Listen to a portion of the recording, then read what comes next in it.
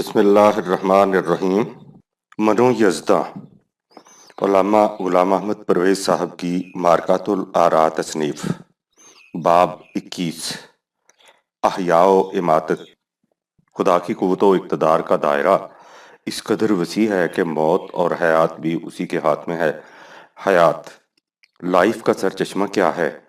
یہ وہ سوال ہے جو ارباب فکر و تحقیق کے نزدیک، خواہ وہ عہد قدیم کے فلاسفر ہوں یا عصر جدید کے سائنسدان، لا ینحل چلا آ رہا ہے۔ سائنس کی تحقیقات زیادہ سے زیادہ یہاں تک پہنچ سکی ہیں کہ اس صفحہ ارض پر زندگی کی نمود کس طرح سے ہوئی، لیکن زندگی آ کہاں سے گئی، اس کے متعلق وہ کچھ نہیں بتا سکتے۔ قرآن ہمیں یہ بتاتا ہے کہ خدا الحیّ ہے، یعنی بذات اوخیش زندہ، اور کائنات میں حیات اس کی پیدا کرتا ہے، یعنی جس طرح مادہ اس کا پیدا کرتا ہے اسی طرح حیات بھی اسی کی پیدا کرتا ہے، اور یہ وہ چیز ہے جو کسی اور کے اختیار میں نہیں، یعنی زندگی کا پیدا کرنا کسی اور کے لیے ممکن نہیں، البتہ اس نے زندگی کے استحکام اور ذوف کے لیے قوانین مقرر کر دیے ہیں جن کے مطابق اسے قوی بھی بنایا جا سکتا ہے اور تباہ بھی کیا جا سکتا ہے، چونکہ اس کی انتہائی تباہی، جسے موت کہتے ہیں، اس کے مقرر کردہ قوانین کے مطابق ہوتی ہے۔ اس لیے اس نے حیات کے ساتھ ممات کے متعلق بھی یہی کہا ہے کہ وہ اس کے اختیار میں ہے۔ یہ مطلب ہے قرآن کی ان آیات کا جن میں کہا گیا ہے کہ وہی جلاتا ہے، وہی مارتا ہے۔ مثلا ان اللہ لہ ملک السماوات والارض یحیی و یمیت وما لکم من دون اللہ من ولی ولا نصیر، سورہ نمبر 9، آیت نمبر 116۔ زمین و آسمان کی بادشاہت یقیناً اللہ کی ہے، وہی زندگی بخشتا ہے، وہی مارتا ہے، اس کے سوا تمہارا کوئی چارہ ساز اور کوئی مددگار نہیں۔ سورہ حدید میں ہے لَہُ مُلْکُ السَّمَاوَاتِ وَالْأَرْضِ یُحْیِی وَیُمِیتُ وَهُوَ عَلَىٰ كُلِّ شَیْءٍ قدیر، سورہ 57، آیت نمبر 2۔ زمین و آسمان کی بادشاہت اسی کی ہے، وہی زندگی عطا کرتا ہے، وہی مارتا ہے، اور وہی ہر شے پر قادر ہے۔ سورہ یونس میں ہے ہوا یحیی و یمیت و الیہ ترجعون، وہی زندہ کرتا ہے، وہی مارتا ہے، اور تمہارا ہر قدم اسی کی طرف اٹھتا ہے۔ قرآن میں مختلف مقامات پر اس حقیقت کا اعادہ کیا گیا ہے۔ ان مقامات پر غور کرنے سے معلوم ہوگا کہ قرآن کا یہ اسلوب بیان کس قدر معجزانہ ہے۔ وہ ایک اصول کو تصریف آیات سے متعدد بار سامنے لاتا ہے، اور ہر مقام پر یہ معلوم ہوتا ہے کہ یہ بات گویا پہلی بار سامنے آئی ہے۔ اس تکرار و اعادہ سے اصول پیش نظر اپنی پوری درخشندگی و تابناکی سے ذہن میں مرتسم ہو جاتا ہے۔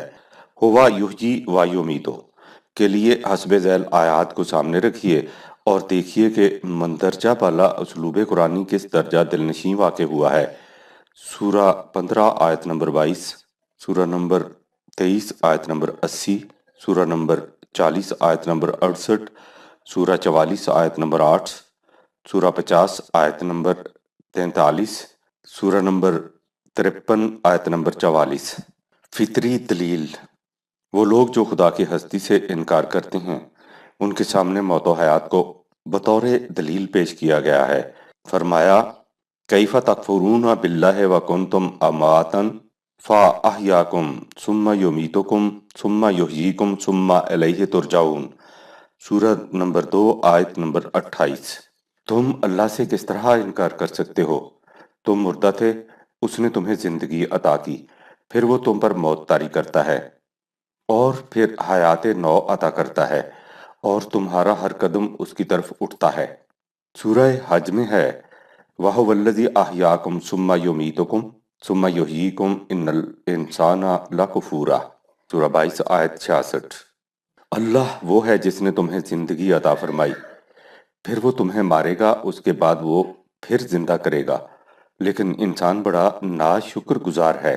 سلبی پہلو، یہ تو تھا اس موضوع کا ایجابی پہلو، یعنی یہ کہ موت و حیات کا مالک صرف اللہ ہے۔ اس کے ساتھ ہی اس کا سلبی پہلو بھی بیان کر دیا تاکہ حقیقت اچھی طرح دلنشین ہو جائے۔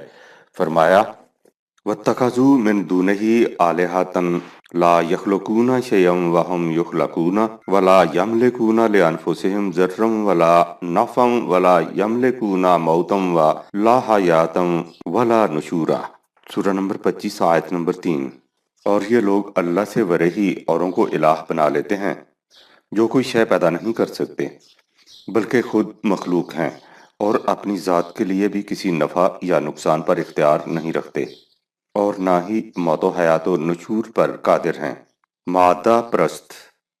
यूरोप के साइंसदानों में एक ग्रोह ऐसा भी है जिसका अकीदा है कि जब मादी अनासर में एक ख़ास तरतीब पैदा हो जाती है तो उनमें खुद खुद महज इत्तफाकी तौर पर ज़िंदगी पैदा हो जाती है और जब ज़माना की तबाही गर्दशों से ये तरतीब बिगड़ जाती है तो मौत वाक़ हो जाती है।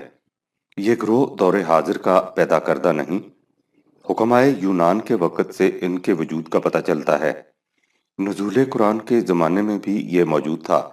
कुरान ने इन्हीं की तरफ इशारा करके कहा है कि वकालू माहिया इल्ला हयातुन्नद दुनिया नमूतो व नहया व मा युहलिकुना इल्लद दहरो व मा लहुम बिज़ालिका मिन इल्मिन इन हुम इल्ला यजुन्नून। सूरा 45 आयत नंबर 24। और ये कहते हैं कि ज़िंदगी बस इसी दुनिया की ज़िंदगी है, यहीं जीना है और यहीं मर जाना है, इसके बाद और कोई ज़िंदगी नहीं और ये मौत सिवाय उसके और क्या है कि ज़माना अपने कवानीन इम्तिज़ाज व इंतशार की रूह से अज्ज़ाए मुतरत्तिबा को परेशान करके हिलाक कर देता है।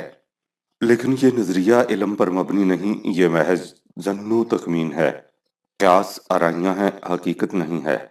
आपने गौर किया दहरियत मादा परस्ती के इस नज़रिया का आखिरी नतीजा क्या निकला?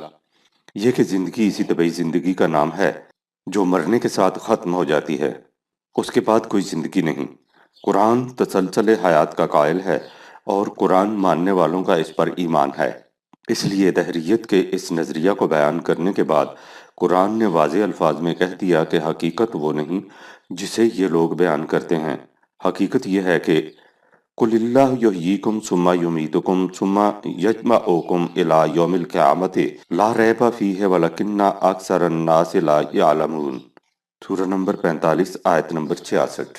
कह दे कि वो अल्लाह है जो तुम्हें ज़िंदगी अता फरमाता है और फिर तुम पर मौत तारी कर देगा और फिर क़यामत के दिन इकट्ठा करेगा, वो दिन कि जिसके वक़ू में कोई शक व शुबा नहीं। ये ज़न्नी और क़यासी बात नहीं, लेकिन मुश्किल ये है कि बहुत से लोग इस हकीकत का इल्म नहीं रखते और जिस चीज़ को वो इल्म कहते हैं वो ज़न्नो क़यास से आगे कुछ नहीं होता। मादियीन का नज़रिया मौत हयात किस तरह महज ज़न्नो तखमीन है और इल्म सही की कसौटी पर पूरा नहीं उतरता, बल्कि किस तरह खुद उन्हीं में ऐसे लोग पैदा हो रहे हैं जो अपने पेशरो साइंसदानों के नज़रिया हयात और ममात का इब्ताल कर रहे हैं। इस बहस का ये मौका नहीं। ये बहस सिलसिला मारफ अल कुरान की आखिरी कड़ी किताब आखिरत में आएगी। इस वक्त सिर्फ इतना देखिए कि कुरान करीम ने किस तरह हर बातिल नज़रिया की तकजीब करके इस हकीकत को वाज़े किया है कि ज़िंदगी भी खुदा की पैदा करता है और मौत भी उसी के कानून के मुताबिक वाक़ होती है। लिहाजा उसके लिए कुछ मुश्किल नहीं कि वो मौत के बाद फिर ज़िंदगी अता कर दे और ये दावा इल्म पर मबनी है, ज़न्नो तखमीन पर नहीं। महरम नहीं है तू ही नवाहाए राज का, या वरना जो हिजाब है पर्दा है साज का। इस ईमान का अमली नतीजा भी देखिए। इंसान के लिए लफ्ज़िश की सबसे बड़ी खतरनाक घाटी मौत का खतरा है। जान बचाने के लिए इंसान सब कुछ कर गुजरता है, उसके लिए वो हर साहिब कुव्वत व इक़्तिदार के सामने जमीन साई करता है। लेकिन एक अब्द मोमिन जब अपने अंदर यकीन पैदा कर लेता है कि मौत से इंसान का खात्मा नहीं हो जाता बल्कि ज़िंदगी आगे भी चलती है, तो हुर्रियत व बेबाकी और जुर्रत व जसारत की तड़पती हुई बिजलियाँ उसके रगो-पै में दौड़ जाती हैं। वो किसी इंसान से खौफ नहीं खाता और सदाकत पर कट मरने के लिए रज़्म गाहे हयात में सर बकफ़ो कफन बदोश मस्ताना वार बढ़ आता है। दुनिया की कोई जंजीर उसकी आज़ादियों को मुक़य्यद नहीं कर सकती। इस्तबदाद की कोई कुव्वत उसके ईमान के रास्ता में हायल नहीं हो सकती। उसकी कैफियत ये होती है کیوں مرگ آئی تبسم بر لب اوست، یہی وہ مردان خود آگاہ و خدا مست ہیں جن کی جراتوں کے صدقے دنیا میں نظام عدل و صداقت کا قیام ہوتا ہے، اور جن کا ایمان روشنی کے بلند معیار کی طرح حوادث کے تپیڑوں میں مشعل ہدایت کا کام دیتا ہے۔